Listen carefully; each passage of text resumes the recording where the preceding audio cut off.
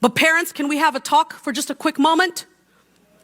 Your call to raise the next generation is not a side assignment. It's a holy calling, a divine commission. One that carries not only immeasurable influence, but also the weight of eternal responsibility. One day, you will be held accountable to God, not for how successful your children were by worldly standards, but for how faithfully you stewarded their spiritual formation, their character, and their God-given identity. This means discipleship begins in your living room, not in the church sanctuary.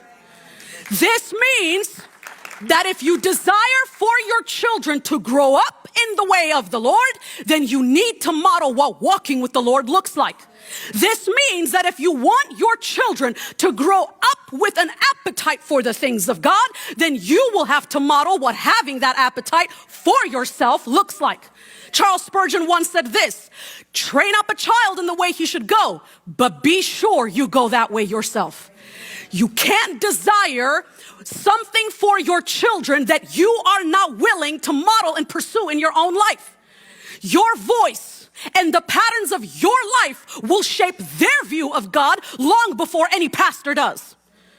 You see, we as pastors, we will never have the primary influence in your child's life in the way that God has graced you to do. That's your calling.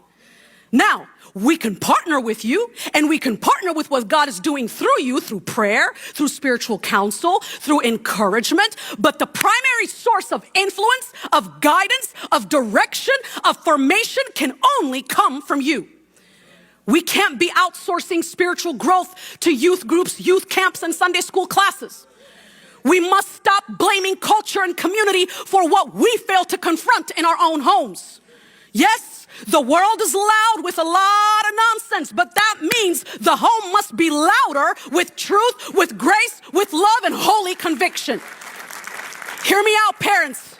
And I say this with a lot of grace and love. You are not just raising children, as Psalm 127:4 says. You are raising arrows to be launched into the world that desperately needs light. And your home is that bow.